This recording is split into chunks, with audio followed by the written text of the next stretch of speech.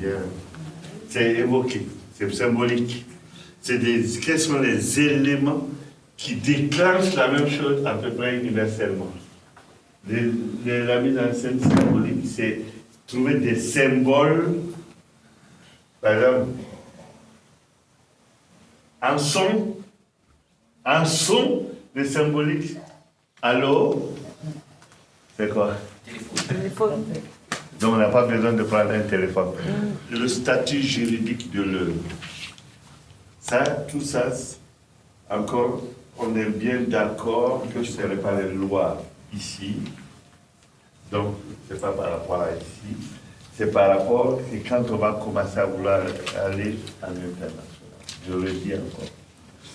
Il y aura le statut. Est-ce que c'est un spectacle amateur ou un spectacle professionnel? Alors, en général, le spectacle amateur, ça veut dire qu'il n'y aura pas de salaire pour ceux qui jouent. Mais ils sont défrayés. C'est-à-dire qu'ils n'ont pas de salaire, mais tous les frais annexes autour sont pris en charge, en général. Je dis en général. Moi, je parle de l'idéal. Et le spectacle professionnel, c'est leur profession. Il faut un salaire. Dans certains pays, il y a le salaire minimum. Dans d'autres, il n'y en a pas. Mais ce qui est important, c'est la convention. D'autres disent le contrat. Le contrat est une manifestation de la convention. On convient d'eux, et on manifeste par un contrat.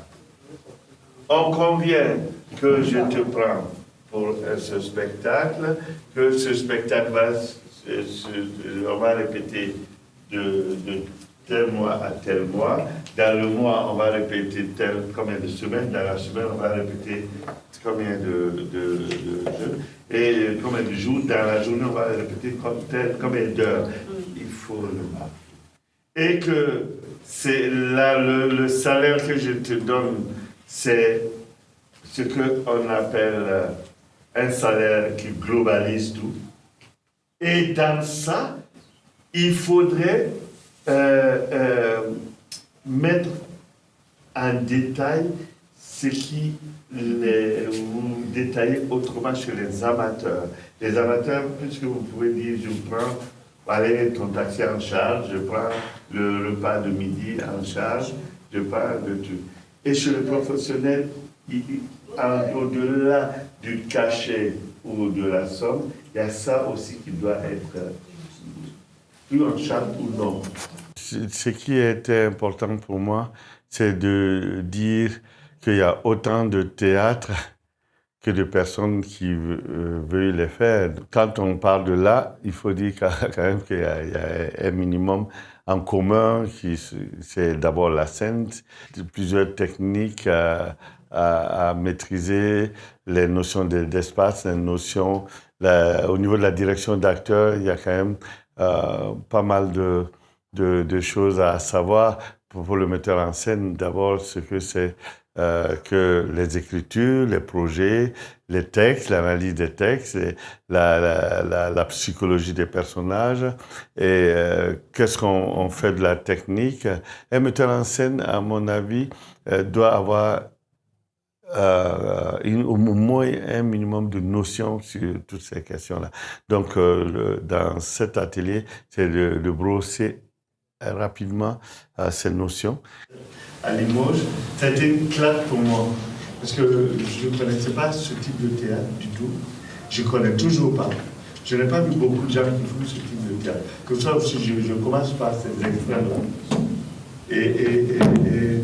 Et je ne sais pas que je sois pessimiste, mais je suis réaliste. Très peu d'Africains, nous aurons les moyens de faire ce type de théâtre. Des fois, c'est pas que financier, c'est que Robert Lepage s'est mis dans la recherche. Il fait des choses, ils sont en avance. Il a des chercheurs, il a vraiment des chercheurs. On est dans le même laboratoire. Pour moi, j'insiste là-dessus, sur la partie recherche théâtrale. Il faut chercher. Tu vas trouver un numéro de danse. On dit, elle danse bien. On va la mettre là-dedans. On va mettre dans la pièce. Chante bien. Ce chant est bien dans nos ateliers, dans nos trucs. On a trouvé ce chant. On va tout faire pour qu'il soit dans la pièce. Oui, on a trouvé. Toi, ça, c'est des erreurs. Voilà. L'unité. Ça attaque l'unité. On va sur le troisième, qui est le silence. Quand on prend le terme étymologique du mot silence, le silence désigne l'absence de parole ou de son. Tu vas bien, toi?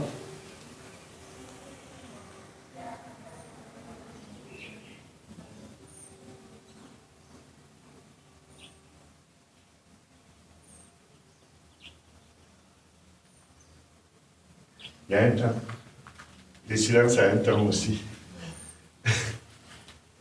Mais il n'est pas vite, il est en tension, on est en jeu.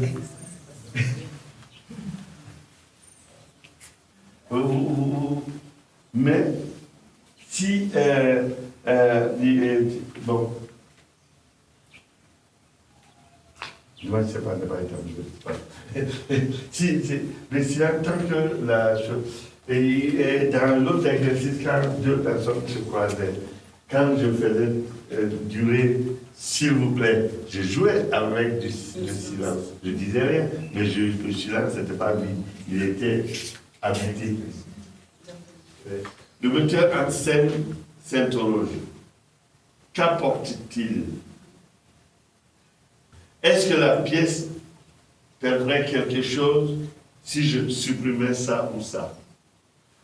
Tout ce qui est sur scène sert la narration, sinon je le fais disparaître. C'est Peter Brook qui me l'a dit un jour.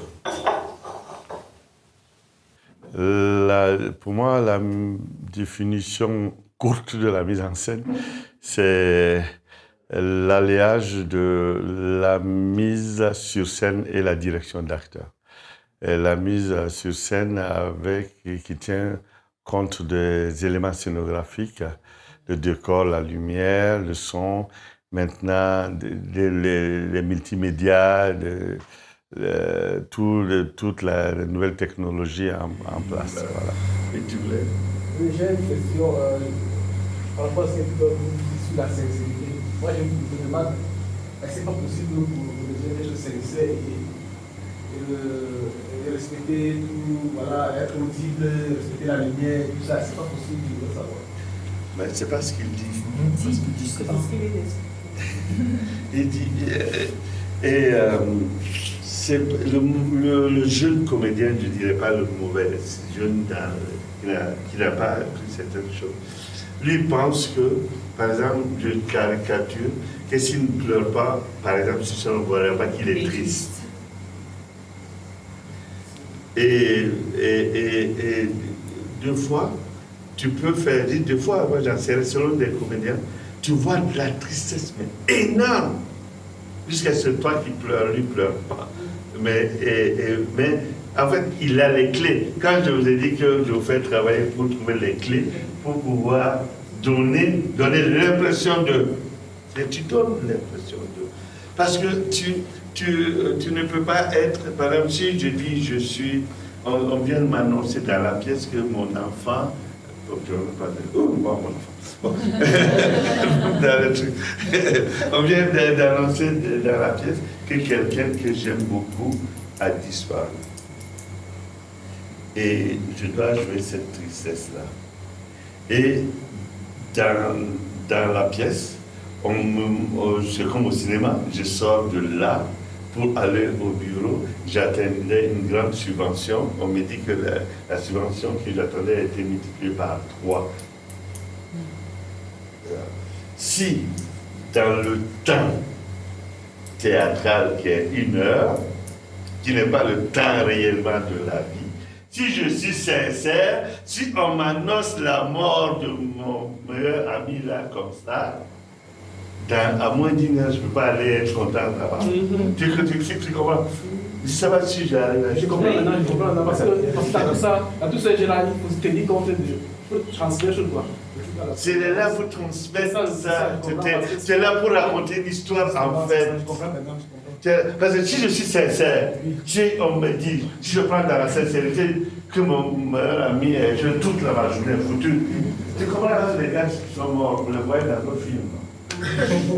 S'ils sont sincères, ils sont morts. C'est ce que je veux dire. C'est vrai comment vous dire. Cet atelier m'a permis de savoir qu'on ne sait jamais tout par rapport à la mise en scène parce que être metteur en scène est complexe. Je crois que ça m'a permis de voir qu'un metteur en scène doit avoir une formation extrêmement étendue. Que la narration théâtrale est souvent un fil qu'on tire. Et des fois, le fil amène d'autres petites histoires avec. Mais il ne faut pas oublier de tirer une grande histoire. Moi, je dis souvent que quand on veut courir sur deux lièvres en même temps, on attrape souvent l'arbre au milieu. Pour mon travail de mise en scène, ça m'apporte énormément. Déjà, au niveau du regard même, parce que les 4 points de mise en scène ou les 4 fondamentaux, c'est quelque chose qu'on a, qu'on fait instinctivement, mais qu'on ne met pas de mots dessus. Tu sais simplement que ça ne marche pas. Mais tu ne sais pas pourquoi ça ne marche pas. Tu ne peux pas dire à quelqu'un, j'ai dit pédagogiquement, oui, là, on est en train de parler de la structure même, la rythmique a un souci, ou encore, je veux dire, on a passé épuré, et le pourquoi on est pur, comment on est pur, et ainsi de suite. Ça, on le sait instinctivement, on le fait, mais on ne met pas de mots dessus. Et j'apprends une nouvelle école et une nouvelle façon d'exprimer. Et donc, ce que je prends beaucoup, c'est déjà, on parle de l'art business. Ça, c'est ce qu'on ne fait pas beaucoup. On pense beaucoup artistiquement à la portée, à ce qu'on ressent. Oui, mais maintenant, est-ce qu'on gagne? Est-ce qu'on en parle? Est-ce qu'on pense à ça? On se dit, on fait d'abord, on va voir comment on va vendre après. Ah ben non. Depuis, avec les ateliers, avec Hassan, on s'est dit, non, OK, quand tu penses un projet, tu penses dès la base à comment tu vends ce projet, comment il peut être rentable à la fois pour toi et pour l'équipe pour l'équipe qui te suit. Donc, voilà encore un autre propos hyper important, l'art business. Concernant les artistes de mon continent, je dis, n'oublions pas qu'on nous sommes des raconteurs d'histoire. Et je sais que c'est ça qui fait qu'on a besoin de nous souvent ailleurs. Vous allez voir, si tu veux faire comme les Bob Wilson ou les Robert Lepage, on n'en a pas les moyens. C'est ce que je veux dire. Donc, alors qu'on sera programmé au même endroit, en fait. Parce que c'est le même théâtre qui nous. C'est pour ça, essayons de s'intéresser.